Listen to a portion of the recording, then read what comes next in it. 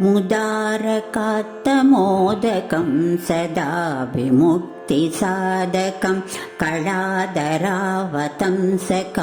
विलासिलोकरक्षकम् अनायकैकनायकं विनाशिकेपदैत्यकं नताशुभाशुनाशकं नमामि तं विनायकम्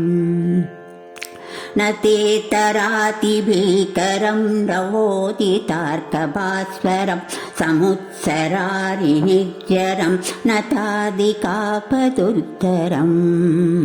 सुरेश्वरं निधीश्वरं गजेश्वरं गणेश्वरं महेश्वरं तमाश्रये परात्परं निरन्तरम् समस्तलोकशङ्करं निरस्तदैत्यकुञ्जरं दरेतरोदरोवरं परेव भक्तमक्षरम् कृपाकरं क्षमाकरं मुदाकरं यशस्करं मनस्करं नमस्कृतां नमस्करोमि भास्वरम्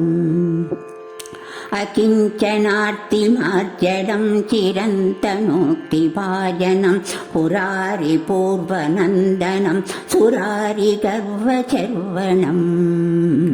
प्रपञ्चनाशभीषणं धनञ्जयादिभूषणं कपोलदानवारणं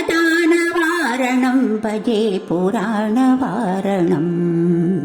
नितान्तकान्तदन्तकान्तिमन्तकान्तकात्मजम् अचिन्त्यरूपमन्तहीनमन्तराय कृन्तनं हृदन्तरे निरन्तरं वनस्तमेव योगिनं तमेकदन्तमेव तं विचिन्तयामि सन्ततम्